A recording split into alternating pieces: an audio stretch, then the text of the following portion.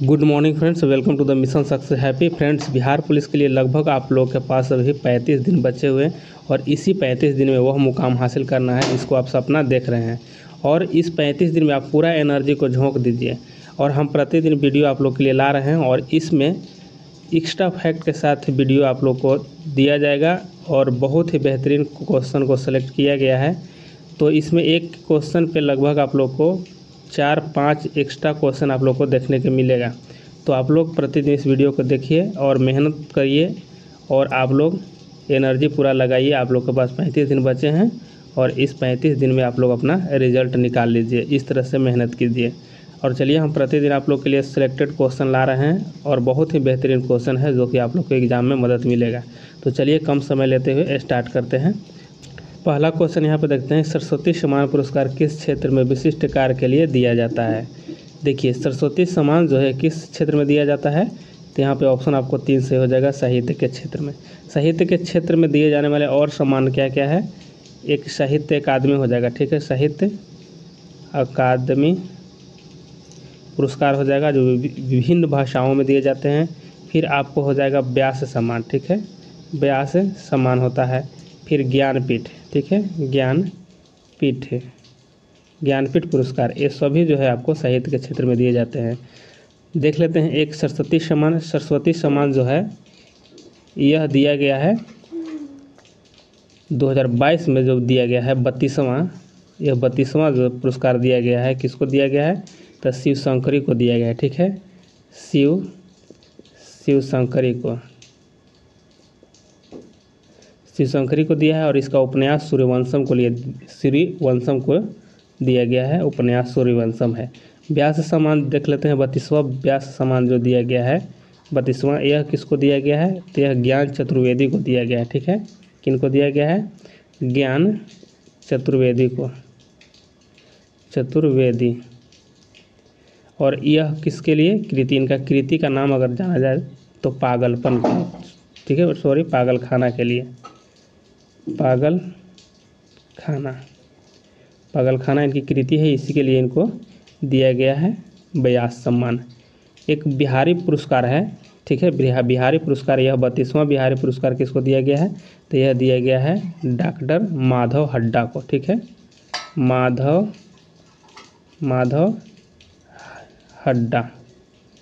हड्डा को दिया गया है बिहारी पुरस्कार 32वां। ज्ञानपीठ पुरस्कार अगर देखा जाए 57वां, तो यह किसको दिया गया है, यह दिया गया है कोंकणी उपन्यास है दामोदर मौजे, ठीक है, दामोदर मौजे, ठीक है, मौजे, ठीक है, मौजों को दिया गया है। तो ये सब याद रखिएगा, एग्जाम में पूछे जाते हैं। नेक्स्ट क्वेश्चन आगे यहाँ पे देख लेते हैं। 2 नंबर प्रश्न देखते हैं कि भारत में अभियुक्त को दी गई फांसी की सज़ा को निरस्त करने का अधिकार किसके पास है। तो निरस्त करने का अधिकार किसके पास है, ऑप्शन यहाँ पे आपको 3 हो जाएगा, राष्ट्रपति के पास है। वह कितने अनुच्छेद के तहत है, तो अनुच्छेद 72 हो जाएगा, ठीक है, 72 अनुच्छेद के तहत यह प्रावधान है। और यहाँ पे देख लीजिए कि यह शक्ति जो है सिर्फ राष्ट्रपति को है, क्षमादान करने की शक्ति। चलिए आगे देख लेते हैं। प्रश्न संख्या 3 देखते हैं। यहाँ पे देखिए किन कारणों होगा, ठीक है, कारणों यहाँ पे हो जाएगा, किन कारणों के आधार पर भारत में व्यक्ति मताधिकार का प्रयोग नहीं कर सकता है, किन कारणों के आधार पर नहीं कर सकता है। देखिए, इसमें आपको पहला हो जाएगा मानसिक रूप से विकृत और यहाँ पे 3 नंबर हो जाएगा अवयस्क, ठीक है, यह 2 आपको दिया गया है, 1 और 3, यहाँ पे ये सही हो जाएगा, ऑप्शन में ही होना चाहिए सही, ठीक है, यह तीनों सही है, लेकिन ऑप्शन इस तरह से होना चाहिए था, 1 और 3, 1 और 2, ठीक है, यहाँ पे आपको ये दोनों सही है। चलिए आगे देख लेते हैं। 4 नंबर प्रश्न है कि भारत के स्वतंत्रता के बाद निम्न में से कौन भारतीय गवर्नर जनरल बना था। स्वतंत्रता के बाद की बात की गई है, तो यहाँ पे देखिए ऑप्शन आपको 2 हो जाएगा, चक्रवर्ती राजगोपालाचारी हो जाएंगे, इनका सही आंसर है, ठीक है, चक्रवर्ती राजगोपालाचारी। अगर स्वतंत्र भारत का प्रथम गवर्नर जनरल पूछा जाए तो स्वतंत्र भारत का प्रथम गवर्नर जनरल कौन हो जाएंगे, लॉर्ड माउंटबेटन हो जाएगा, ठीक है, बेटन हो जाएंगे। स्वतंत्र भारत के प्रथम गवर्नर जनरल लॉर्ड माउंटबेटन, और भारतीय अगर पूछा जाता है तो सी राजगोपालाचारी को लगाइएगा आप लोग।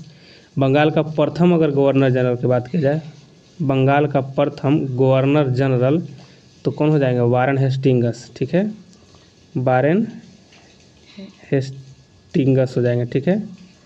और अगर बंगाल का गवर्नर सिर्फ पूछा जाए, बंगाल का प्रथम गवर्नर तो क्लाइव है, ठीक है, क्लाइव, बंगाल का प्रथम गवर्नर क्लाइव, और बंगाल का प्रथम गवर्नर जनरल वारेन हेस्टिंग्स हो जाएंगे।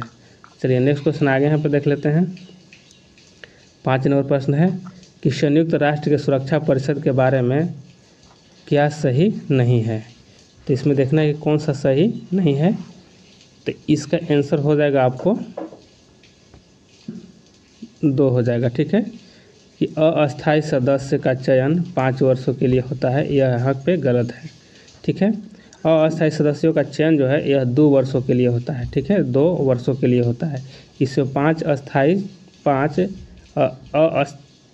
यहाँ पे अस्थायी है, 5 अस्थायी और 10 अस्थायी सदस्य होते हैं। यह अंतर्राष्ट्रीय शांति बनाने में मदद करता है।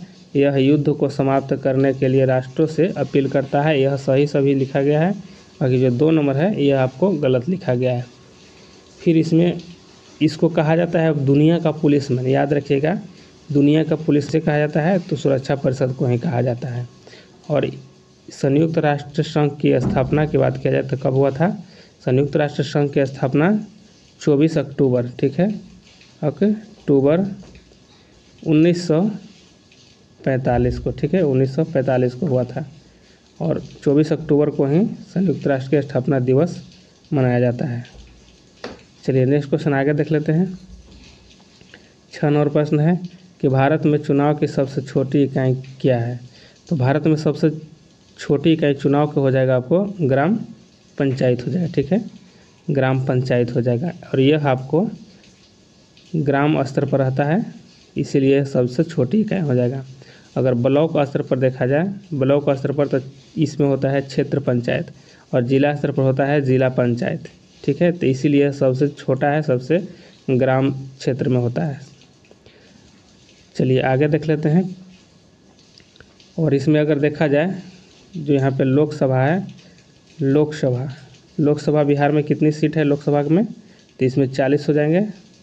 और विधानसभा में कितना है सीट, विधानसभा में सीट की संख्या यानी सदस्यों की संख्या है 243 है। और राज्यसभा में 16 है, ठीक है, और विधान परिषद में 75 सदस्य की संख्या है बिहार में। चलिए आगे देख लेते हैं 7 नंबर प्रश्नों को कि भारतीय राष्ट्रीय कांग्रेस के स्थापना किसके शासनकाल में हुआ था। तो देखिए यहाँ पे आपको ऑप्शन 2 सही हो जाएगा, लॉर्ड डफरिन के समय में हुआ था, और यह 1885 में हुआ था, ठीक है, 1885 में हुआ था। याद रखिए डफली बजा करके कांग्रेस की स्थापना की गया था। चलिए नेक्स्ट क्वेश्चन आगे देख लेते हैं। और इसमें और समझ लीजिए कि इसकी स्थापना तो 1885 में हुई, और इसके जब पूछा जाता है कि संस्थापक कौन थे तो A.O. ह्यूम थे, A.O. ह्यूम, ठीक है, A.O. ह्यूम थे, यह इन कांग्रेस के संस्थापक माने जाते हैं। और पहला जो हुआ था अधिवेशन वो कहाँ हुआ था, तो पहला हुआ था बम्बई में, ठीक है, बम्बई में हुआ था। और इसके अध्यक्ष, पहला अध्यक्ष कौन थे, तो W.C. बनर्जी थे, ठीक है, W.C. बनर्जी थे। और इसमें कुल कितने सदस्य शामिल हुए थे पहला अधिवेशन में, तो 72 सदस्य ही शामिल हुए थे। चलिए आगे देखते हैं। 8 नंबर प्रश्न है कि जनसंख्या दिवस कब मनाई जाती है। जनसंख्या दिवस आपको ऑप्शन 1 हो जाएगा, 11 जुलाई को जनसंख्या दिवस मनाई जाती है। यहाँ पे 28 फरवरी को विज्ञान दिवस मनाया जाता है, 12 जनवरी को युवा दिवस मनाया जाता है, ये सब याद रखिएगा।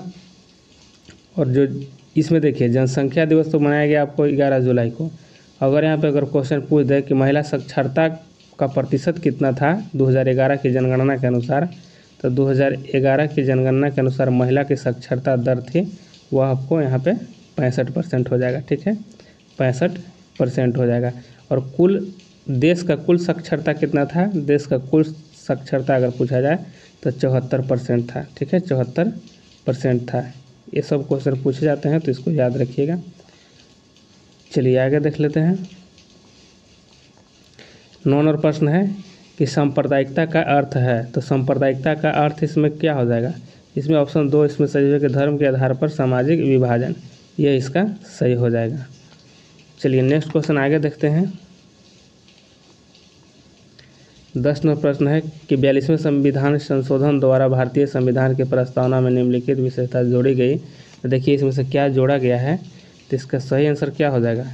इसका सही आंसर आपको ऑप्शन 1 हो जाएगा, धर्मनिरपेक्षता। ठीक है, ऑप्शन 1 इसका सही हो जाएगा। 42वें संविधान संशोधन हुआ था कब? तो यह हुआ था 1976 में हुआ था, 1976 में। और उस समय जोड़ा गया था क्या क्या? तो उस समय जोड़ा गया था समाजवाद जोड़ा गया था, फिर पंथ निरपेक्ष जोड़ा गया था, और अखंडता। ठीक है, अखंडता, ये तीनों जो जोड़ा गया था यह 42वें संविधान संशोधन में जोड़ा गया था। और 42वें संविधान संशोधन को मिनी संविधान कहा जाता है, इस पर भी ध्यान दीजिएगा। और जो प्रस्तावना है यह पंडित जवाहरलाल नेहरू के द्वारा यह पेश किया गया था। ठीक है, और यह कब पेश किया गया था? तो 13 दिसंबर। ठीक है, 13 दिसंबर 1946 को। चलिए नेक्स्ट क्वेश्चन आगे देखते हैं। संविधान सभा में पेश किया गया था। यहाँ पे 11 नंबर प्रश्न है कि बांग्लादेश में ब्रह्मपुत्र नदी को किस नाम से जाना जाता है? बांग्लादेश में ब्रह्मपुत्र नदी को जमुना के नाम से जाना जाता है। और पद्मा के नाम से कौन जाना जाता है? तो गंगा। ठीक है, गंगा नदी को पद्मा के नाम से जाना जाता है। चलिए यहाँ पे दोनों जमुना लिखा गया है ऑप्शन में, यहाँ यमुना है। चलिए दिहांग जो है, यह दिहांग किसका है? यही ब्रह्मपुत्र नदी का ही है। जब अरुणाचल प्रदेश में प्रवेश करती है तो दिहांग नाम से जाना जाता है। ठीक है, चलिए और ये अगर यहाँ पे गंगा और ब्रह्मपुत्र दोनों अगर यहाँ पे मिल जाता है, इधर से ब्रह्मपुत्र आता है और यमुना के नाम से, और यहाँ जब मिल करके आगे बढ़ता है तो यहाँ पे इसको मेघना कहा जाता है। ठीक है, मेघना के नाम से जाना जाता है। दोनों इस संयुक्त धारा जब बांग्लादेश में बहती है तो। ठीक है, और यही आगे चल करके जाकर सुंदरबन डेल्टा का निर्माण करती है बंगाल की खाड़ी में गिर करके। चलिए आगे यहाँ पे देखते हैं 12 नंबर प्रश्न को कि नगर निगम के अध्यक्ष होते हैं। नगर निगम के अध्यक्ष कौन होंगे? तो यहाँ पे आपको ऑप्शन सही, यहाँ पे महापौर हो जाएगा। ऑप्शन 2 इसका सही हो जाएगा। ठीक है, ऑप्शन 2 इसका सही होगा, महापौर। और नगर निगम के देखिए, नगर निगम जो है 74वां संविधान संशोधन में, 74वां संविधान संशोधन के तहत ही नगर निगम को संवैधानिक दर्जा मिला था। ठीक है, चलिए आगे देखते हैं 13 नंबर प्रश्न को कि संविधान में कितने वर्ष तक के बच्चों के लिए निःशुल्क एवं अनिवार्य शिक्षा की व्यवस्था की गई है? तो कितने वर्ष के बच्चों के लिए किया गया है? तो इसका सही आंसर हो जाएगा आपको ऑप्शन डी हो जाएगा। ठीक है, यहाँ पे ऑप्शन 4 सही है, यानी 6 वर्ष से 14 वर्ष तक के बच्चों को यहाँ पे निःशुल्क शिक्षा अनिवार्य किया गया है। और यह जो है आपको 86वां संविधान संशोधन 2002, ठीक है, 86वां संविधान संशोधन 2002 से यह लागू किया गया था, इसी में संशोधन हुआ था तब। और यह अगर संविधान के अनुच्छेद की बात किया जाए तो अनुच्छेद 21 के क में यह अंतर्निहित किया गया है अनिवार्य शिक्षा के बारे में। ठीक है, चलिए आगे देख लेते हैं। 14 नंबर प्रश्न है कि वास्को डी गामा यात्री भारत पहुंचा था, तो कहाँ सबसे पहले पहुंचा था? तो इसका देखिए ऑप्शन 1 हो जाएगा, केरल में पहुंचा था, और यह कालीकट। ठीक है, कालीकट बंदरगाह पर पहुंचा था, और कालीकट कहाँ है? तो केरल में ही है। और किसके सहयोग से पहुंचा था? तब एक गुजरात के व्यापारी था, उसका नाम था अब्दुल मजीद। ठीक है, अब्दुल मजीद था, इसकी सहयोग से ही यह भारत पहुंचा था। और कब?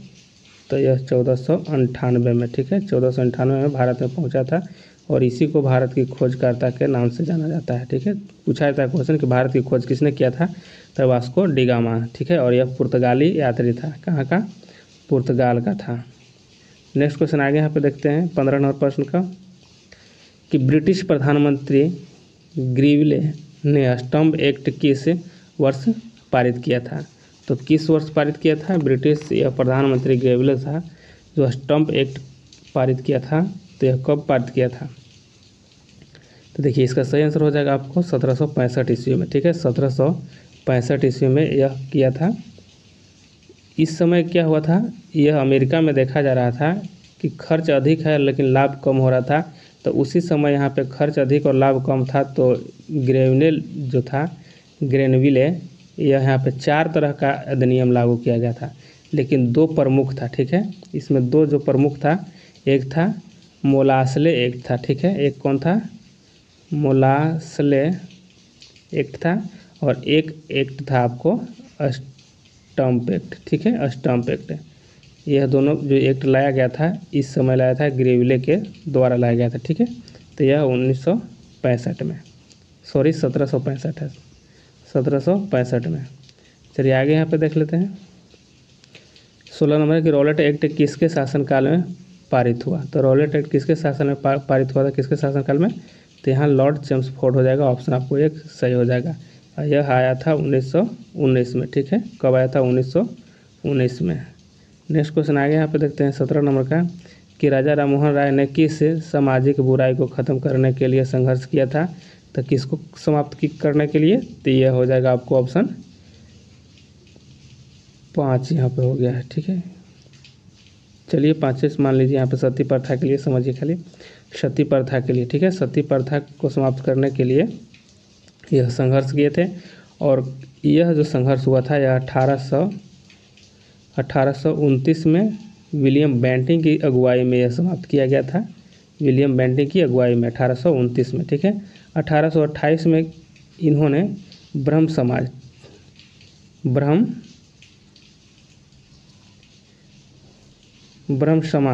ठीक है, समाज की स्थापना किया था कि यह राजा राममोहन राय के द्वारा 1828 में।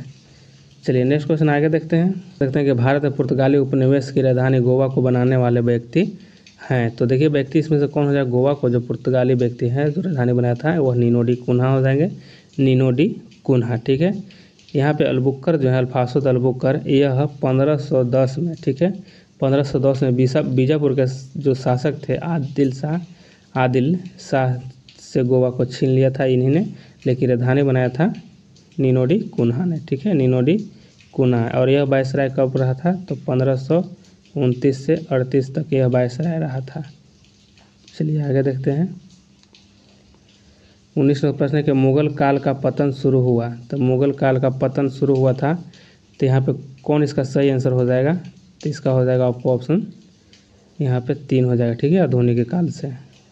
कब से हुआ था? तो आधुनिक काल से हुआ था। और इसमें कब इसकी मुगल सत्ता में जब आए थे? तो यह 1526 से। ठीक है, 1526 पानीपत की जो प्रथम युद्ध हुई था उस समय बाबर और इब्राहिम लोदी को हराकर, बाबर जब इब्राहिम लोदी को हराया था उसी समय से मुगल सत्ता की स्थापना हुई थी।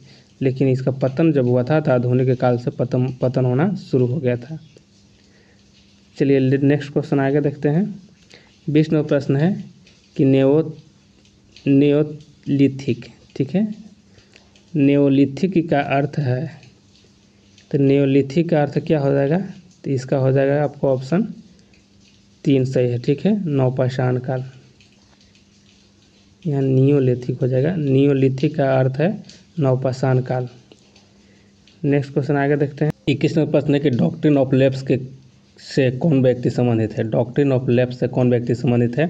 तो यहाँ पे ऑप्शन हो जाएगा आपको ऑप्शन 4 हो जाएगा, लॉर्ड डलहौजी हो जाएंगे। ठीक है, लॉर्ड डलहौजी। इसको व्यक्तिगत के सिद्धांत भी कहा जाता है, और इसी के समय वुड डिस्पैच आया था जो 1854 में। पूछा जाता है क्वेश्चन कि वुड डिस्पैच जो है शिक्षा से संबंधित है, और यह लॉर्ड डलहौजी के समय में आया था। ठीक है, रेलवे के जनक भी माने जाते हैं, और 16 अप्रैल, ठीक है, 16 अप्रैल 1853 में स्थापना हुआ था। रेलवे का शुरुआत हुआ था, सर्वप्रथम बम्बई से थाने के बीच चलाया गया था और 34 किलोमीटर की दूरी पर चलाया गया था। यह लॉर्ड डलहौजी के ही शासनकाल में हुआ था। इसके हड़प नीति के तहत साम्राज्य को मिलाया जाने वाला राज्य कौन कौन सा था? एक याद रखिएगा आप लोग, सतारा, उसके बाद जैतपुर था, उसके बाद संभलपुर था, उसके बाद हो जाएगा आपको बघात था। ठीक है, बघात, उदयपुर, झांसी, झांसी था, नागपुर था, ठीक है, नागपुर, और एक अवध था, ठीक है, अवध। जो कि यह क्वेश्चन बहुत बार पूछे जाते हैं कि अवध को कुशासन के आरोप लगा करके अंग्रेजी शासन में मिलाया गया था और यह 1856 में मिलाया गया था। इसको याद रखेगा और इसको सजैस बहुजना के नाम से याद रखेगा, सजैस बहुजना। सतारा था, सतारा 48 में, 1848 में। फिर उसके बाद आपको हो जाएगा जैतपुर, जैतपुर और संभलपुर। जैतपुर और संभलपुर था, यह 1849 में हुआ था। इसको मतलब मिलाया गया था हड़प नीति के तहत। फिर था, देखिए यहाँ पे देखते हैं बघात। तो बघात कब हुआ था? तो बघात था 1850 में, ठीक है। उदयपुर, उदयपुर था 1852 में, उदयपुर 1852 में। और झांसी जो था ये 1853 में था, ठीक है। तो झांसी को भी याद रखिएगा। सबसे ज़्यादा क्वेश्चन पूछे जाने वाला था आपको अवध, और सबसे पहले पूछा जाता है तो वह सतारा को मिलाया गया था 1848 में। चलिए नेक्स्ट क्वेश्चन आगे यहाँ पे देख लेते हैं। प्रश्न थे मुंगेर निम्नलिखित में से किसकी राजधानी थी? देखिए इसका सही आंसर ऑप्शन आपको 2 हो जाएगा, मीर कासिम का, ठीक है। और मीर कासिम बंगाल का नवाब था कब? तो 1760 से बना था, 1760 में बना था। और यह मुर्शिदाबाद से मुंगेर यह राजधानी ट्रांसफ़र किया था, ठीक है। क्यों? क्योंकि अंग्रेज वहाँ हस्तक्षेप कर रहे थे, इसीलिए यह मुंगेर राजधानी को लाया था। और बक्सर का युद्ध जो 1764 में हुआ था, यह मीर कासिम के ही समय में हुआ था और मीर कासिम इसमें ही युद्ध में लड़ रहा था। एक तरफ से मीर कासिम अवध के नवाब और सम्राट शाह आलम द्वितीय यह युद्ध लड़ रहे थे एक तरफ से अंग्रेज लड़ रहे थे, ठीक है।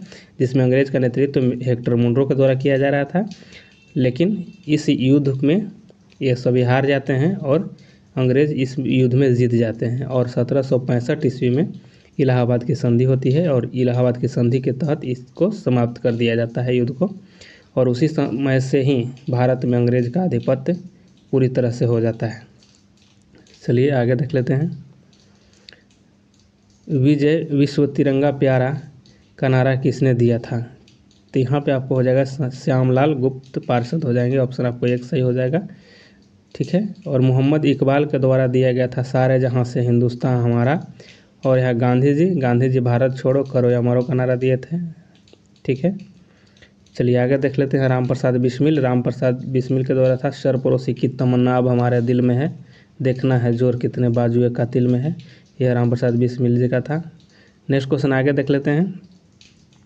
24 नंबर है कि बुद्ध ने अपने जीवन की सर्वाधिक उपदेश कहाँ दिया था? ठीक है, जीवन की सर्वाधिक उपदेश कहाँ दिया था?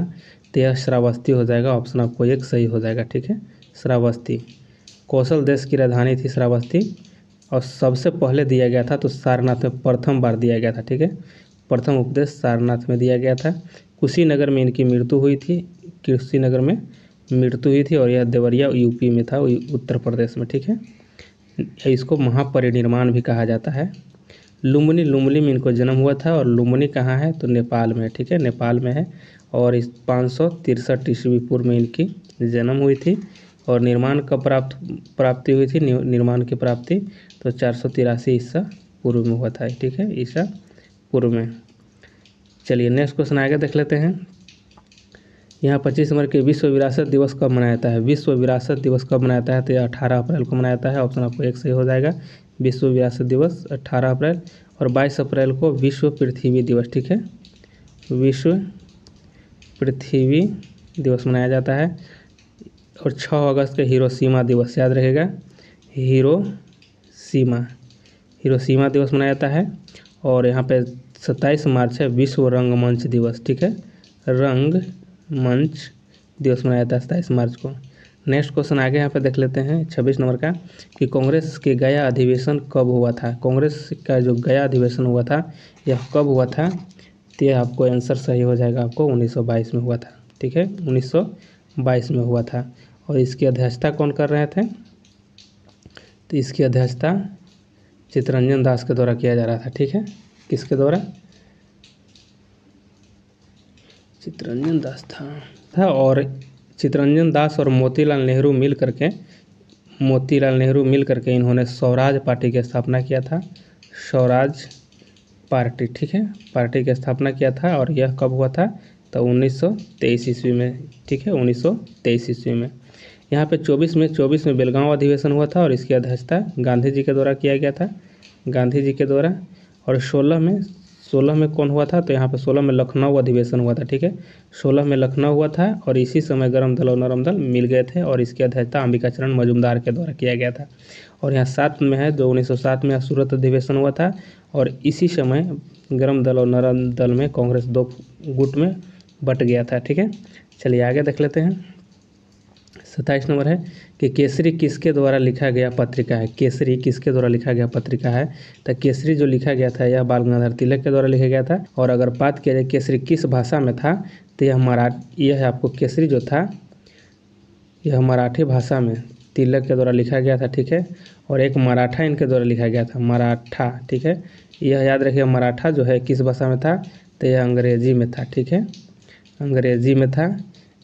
यह मराठा देख करके ये न समझिए कि मराठी में, ठीक है, यह मराठा अंग्रेजी में है, उल्टा समझ लीजिएगा। यहाँ पे केसरी जो है आपको केसरी जो है मराठी में लिखा गया था, ठीक है। चलिए नेक्स्ट क्वेश्चन आगे देख लेते हैं। यहाँ पे 28 नंबर क्वेश्चन है कि कोल विद्रोह किस क्षेत्र से संबंधित है। तो कोल विद्रोह जो है यह किस क्षेत्र से संबंधित हो जाएगा, तो यह छोटा नागपुर क्षेत्र से था, ठीक है, छोटा नागपुर क्षेत्र में। चलिए बंगाल यहाँ पे है, बंगाल में जो हुआ था यह सन्यासी विद्रोह प्लस फकीर विद्रोह भी हुआ था बंगाल में, बंगाल क्षेत्र में। चलिए आगे देखते हैं। यहाँ पे है कि आपात उपबंध कितने भाग में वर्णन किया गया है, ठीक है। आपात जो उपबंध है कितने भाग में वर्णन किया गया है, तो इसका सही आंसर हो जाएगा आपको भाग 18 में। आपात जो उपबंध है 18 भाग में किया गया है इसका वर्णन, ठीक है।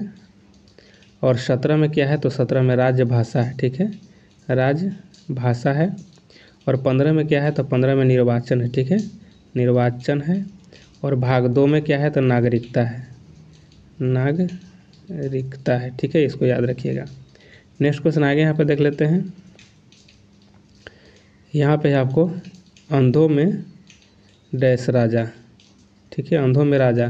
देखिए यह हिंदी है तो इसमें आपको यहाँ पे क्या करना है कि यहाँ पे फिल करना है, ठीक है। तो अंधों में क्या हो जाएगा, अंधों में कान्हा राजा हो जाएगा, ठीक है।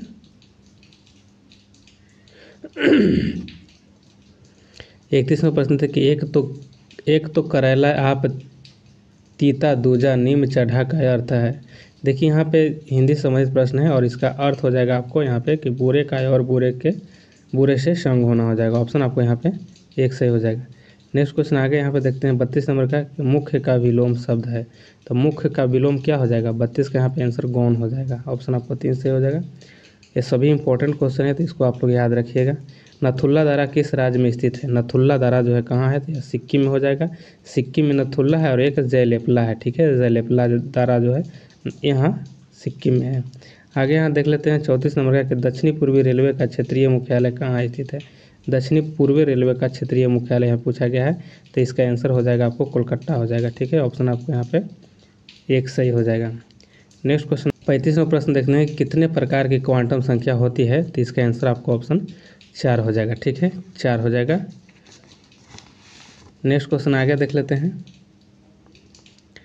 36 नंबर है कि निम्नलिखित में से गैस सबसे हल्की होती है। तो सबसे हल्की गैस कौन हो जाएगा, तो इसका सबसे हल्की हो जाएगा ऑप्शन आपको 3 हो जाएगा, हाइड्रोजन गैस जो है सबसे हल्की होती है। 37 नंबर है आर्यभट्ट उपग्रह का प्रक्षेपण कहाँ से कराया गया था। तो आर्यभट्ट का कहाँ से कराया गया था, तो देखिए सोवियत संघ से कराया गया था आर्यभट्ट का, और यह भारत का पहला उपग्रह था, ठीक है, भारत का पहला। और 1 अप्रैल 1975 को, ठीक है, 1975 को इसका प्रक्षेपण किया गया था। आगे यहाँ देखते हैं 38 नंबर प्रश्न है। 38 नंबर है कि अनवीकरणीय ऊर्जा का स्रोत है। तो अनवीकरणीय ऊर्जा का स्रोत क्या हो जाएगा यहाँ पे ऑप्शन आपको 1 हो जाएगा, कोयला हो जाएगा, ठीक है, कोयला हो जाएगा। यहाँ पे आप लोग अच्छे से याद रखिएगा कि अनवीकरणीय का अर्थ क्या होता है, जो समाप्त हो जाने वाला है इसको अनवीकरणीय कहते हैं। अनवीकरणीय में होता है कि जो समाप्त ना हो, ठीक है। तो अनवीकरणीय में कौन कौन हो जाएंगे, कोयला हो जाएगा, प्राकृतिक गैस हो जाएगा, प्राकृतिक गैस हो जाएगा, ठीक है।